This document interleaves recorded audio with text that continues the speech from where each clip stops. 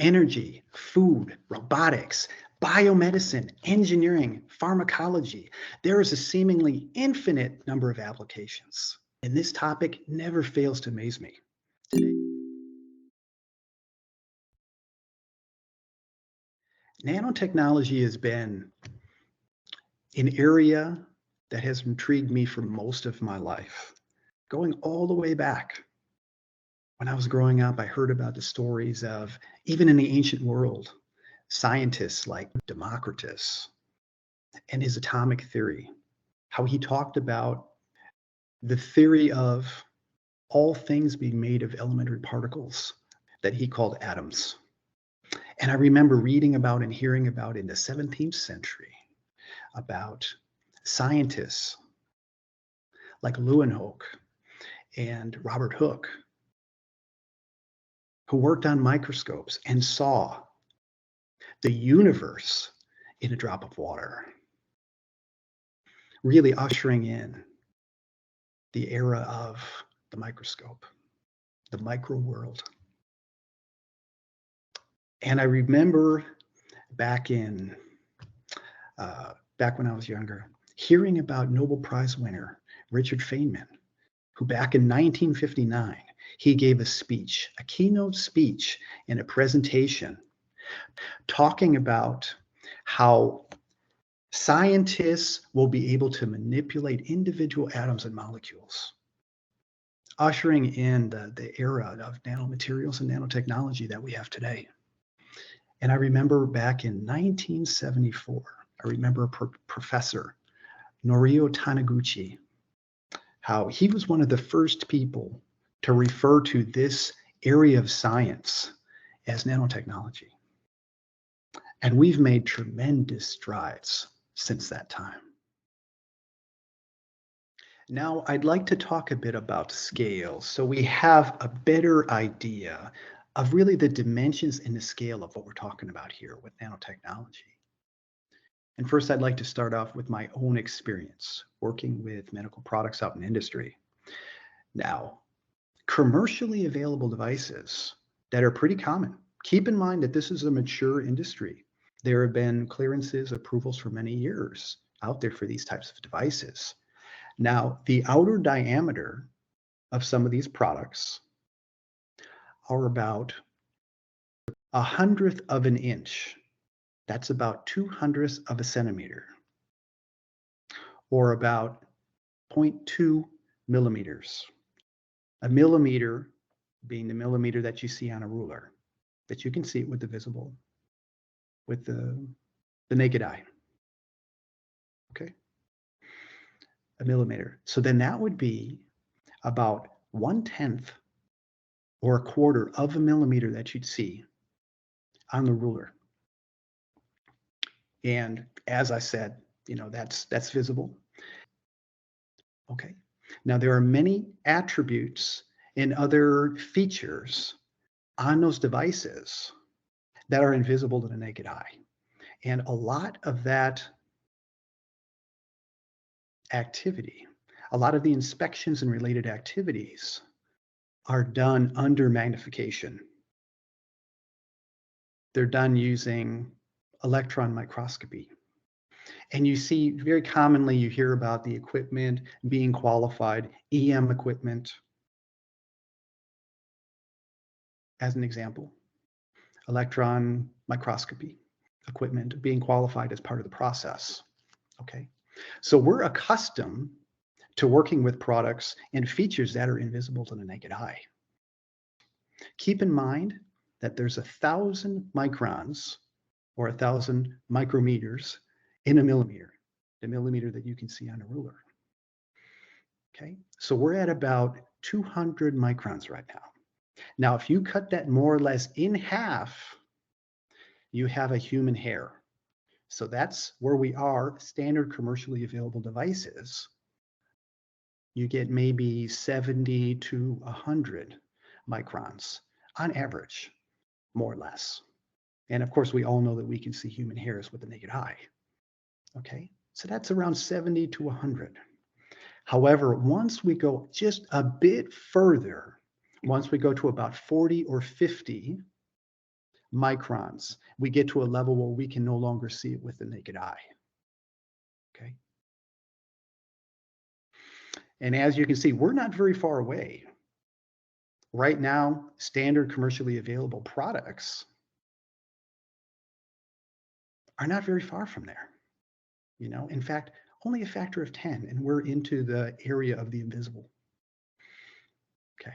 We go past the 40 to 50 microns, and then we start getting into the cellular level.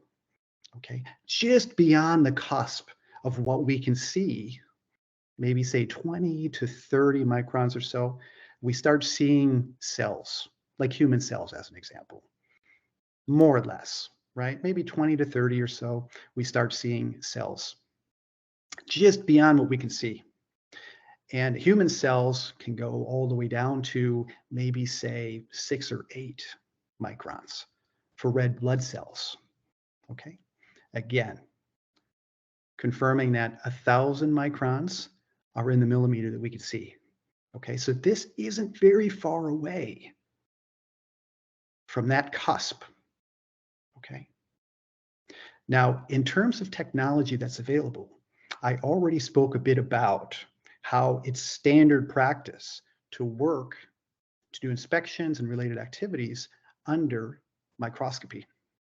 We're very familiar. This is pretty common stuff out in industry right now. Okay. Now, if you get in the area of electronics, now the precision that's being incorporated in electronics right now is simply amazing in my view. That in some cases, and we have these types of products, microchips, in our phones and in our electronics. That's the degree of precision that we're doing right now. If we want to do semi-automated tolerances can go all the way down to a micron or 2, or even less, which is really amazing. Because keep in mind that 6 to 8 is your red blood cells. Then we're getting to the point of a bacterium. So we're now working at the tolerances that we're able to shake hands with bacteria right now. But that's what we're doing. Keeping in mind that you have a bacteria of more or less maybe 2 microns or so. And keep in mind that there's 1,000 microns again in a millimeter, the millimeter that we can see with a naked eye on a ruler. Okay. So as I stated before, we're not very far away. We are so close to that area right now. Okay. In fact, I'd have to confirm that we're already there. Now, from here, we get into 1 micron, 2 microns or so. Now, how it's defined by various agencies, by various third parties, certification bodies, etc. Now, as listed in guidance documents, as an example, like in FDA guidance, normally the FDA guidance, they speak of if you have a product that has a dimension anywhere from 1 to 100 nanometers, that would qualify as nanotechnology. Now, keep in mind that we have 1,000 nanometers in a micron and 1,000 microns in a millimeter. Okay, so we're getting to the extreme now. And when we're talking about 1 or 2 microns, the tolerances that we're doing in electronics right now, we're definitely getting into the nanotechnology level now. Okay, so hopefully that'll give you a decent idea of how this all works, how this all comes together. Now I'd like to talk a bit about uses in medicine. And I've already touched on this a bit before. However, keep in mind that this technology is really alive and well right now. That some of the devices that I've mentioned before, as I said, that these are standard commercially available products where these devices travel through the circulatory system, treating different ailments, treating different conditions throughout the body. It can be involved in cardiac tissue repair. An application I found really interesting is nano pacemakers, as an example. Pacemakers that are so small, they're the size of a quarter of a grain of rice, and that they can keep your heart beating.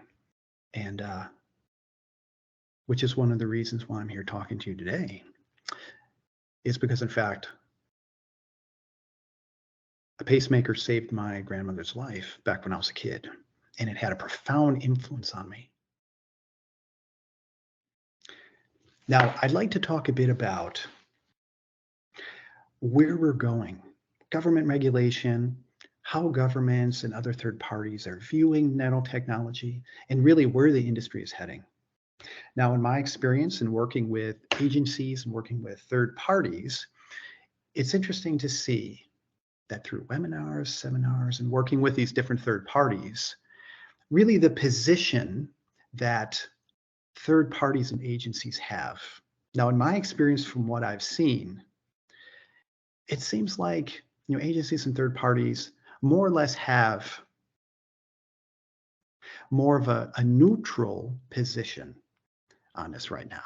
As an example, as stated in FDA guidance, that the FDA doesn't categorically judge these types of products and this type of technology. Okay. It doesn't see nanotechnology as intrinsically, as they say, benign or harmful. Okay. The FDA and other third parties, now, they have been regulating products in the area of nanotechnology under existing requirements, existing policy, in accordance with the standards, the current standards that are applicable. And also, I want to note that, as the FDA has specified in guidance, that nanotechnology being an emerging industry, being something new, that in applying current requirements and current regulations, there may be many products that fall under existing classifications and existing requirements. However, because of the change and because of the fact that this is new and emerging technology, there may be some instances where they may classify products differently, or there may be additional or different requirements for certain products. But in any case, third parties and agencies have continued to issue guidance on the topic of nanotechnology, and they've been getting ready, because more and more often these types of devices are going to be submitted, for clearance and approval.